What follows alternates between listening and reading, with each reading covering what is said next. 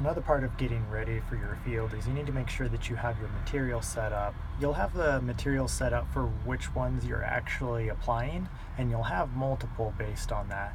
You could go through and you could change the material over and over again, but it just seems easier and a little faster to just go ahead and set up multiple materials for the ones that you use most commonly. And you could tweak them as things change, change how much you spray each one based on what you figure out.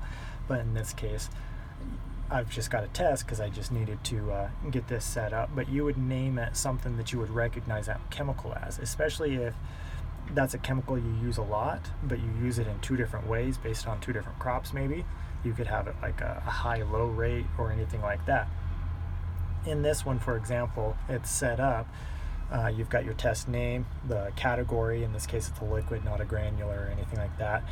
We're pretending that this is a herbicide, and the units that we're familiar with is gallons per acre. And the target rate 1 and 2 pertain to your switch down here, which is your target rate 1 and 2, or manual is the one that you can bump that up and down with, or you would hold it up to start increasing that rate. But we're setting rate 1 and 2, and that's done up here in this material. So each material can have its own rates based on how you normally spray that one. The rate increment is how much does it move every time I tap that button. And so it does it 1 gallon per acre at a time.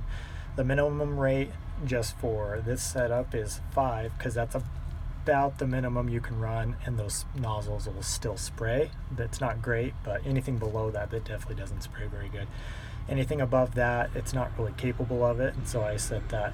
Material details is talking about any kind of restrictions that you might have, that you can put your product number, manufacturer in here.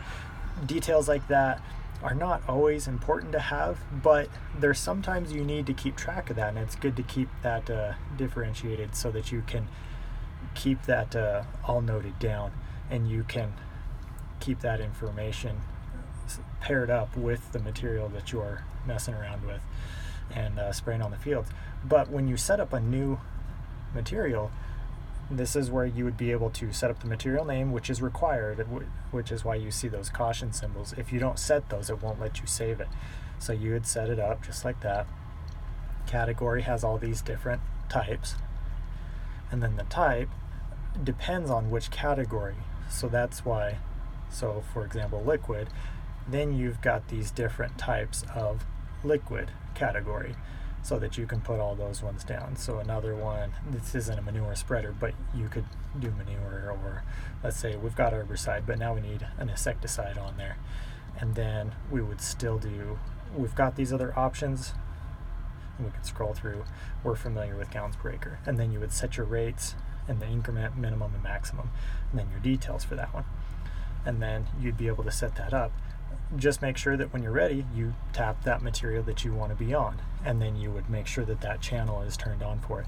There's no material as a default if you're not doing a material, but I can't think of a time that you'd be on a self-propelled sprayer not spraying in the field.